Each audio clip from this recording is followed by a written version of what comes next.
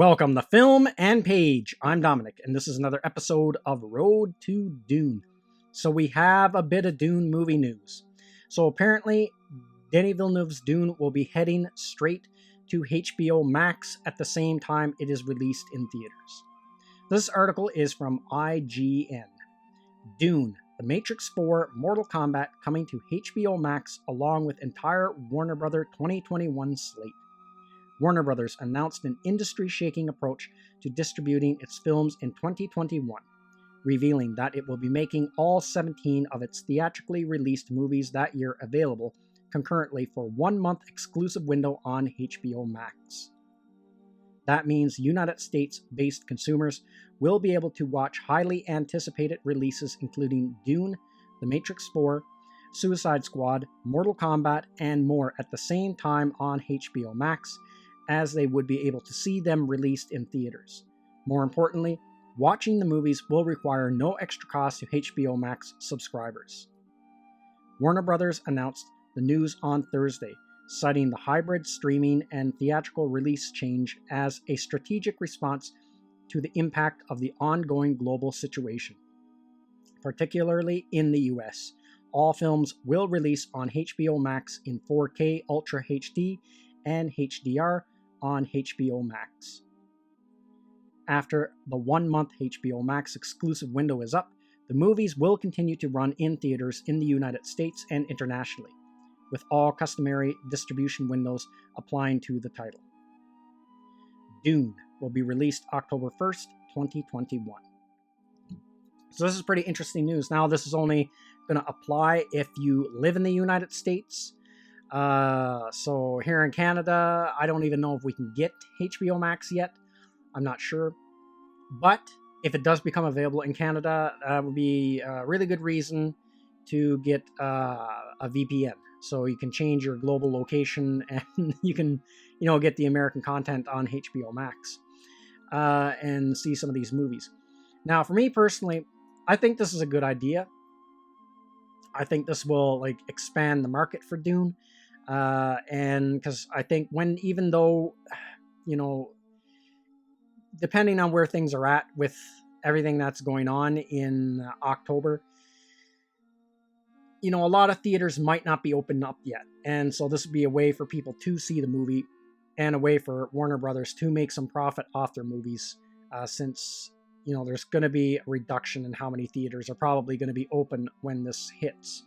Now, as for me personally, this is something that if I had no choice, yes, I would watch it on my big screen TV at home. I would like that, but I really want to see this movie in the theater. So as soon as it hits the theaters here in Canada, I am going to go see it. And that's how I want to experience the film for the first time, is on a big screen. For me, this movie is just one of those movies, you should see on a big screen. It's just one of those big epic sci-fi movies. It's like Star Wars or Infinity War, one of those movies. It's just those big epic films, special effects heavy, stuff like that. Something like that. They're almost like made to go see on the big screen. Those are the kind of movies I like to see when I go to the movie theater. Infinity War, Blade Runner 2049, all those kind of movies.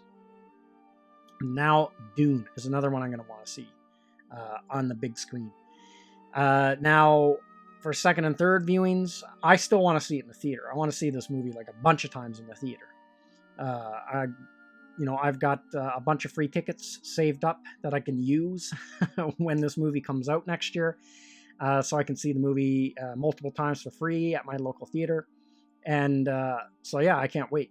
But this is really interesting news that they're going to do this. And I wonder, when everything is calmed down and over with, is this model something they might continue in the future? Will movie studios test this market out more, putting their big budget films straight to streaming services and bypassing the movie theaters?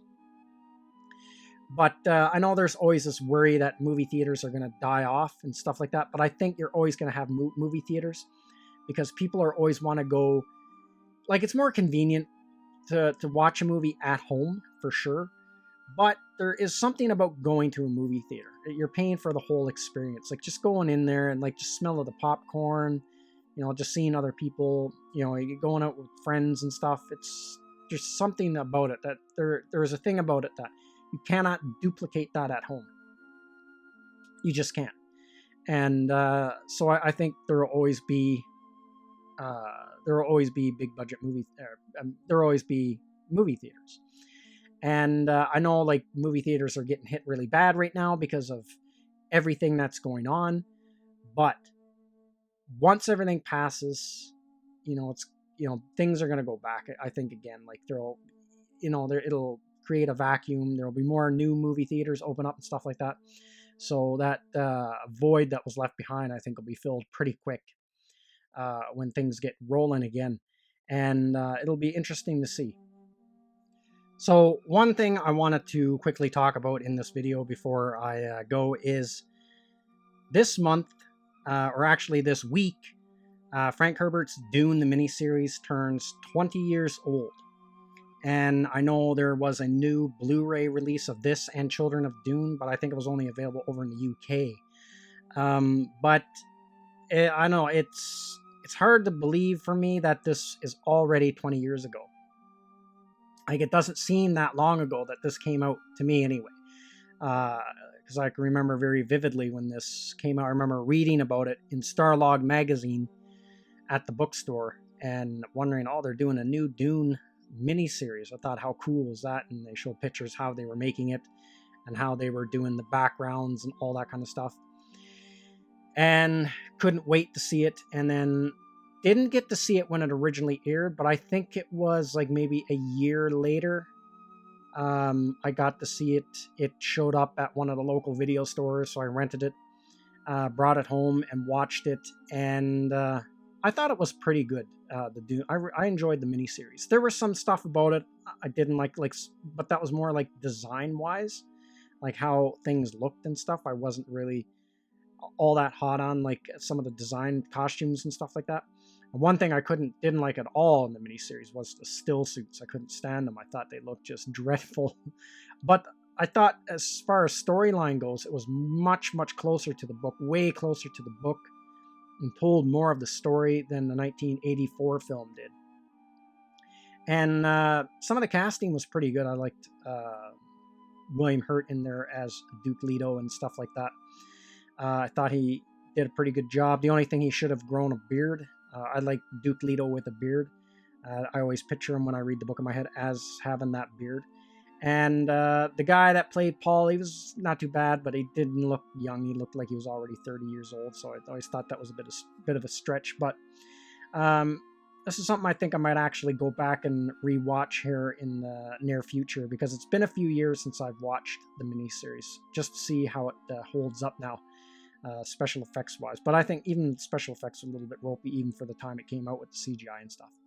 So that's everything I got to say in this video. Let me know what you think in the comment section, and I will see you at the next one. I'd like to say thank you to all of my subscribers. I appreciate you all in helping this channel grow. If you're new to the channel, don't forget to like, share, and subscribe. Also, don't forget to hit the bell icon so you'll be notified when new videos are uploaded.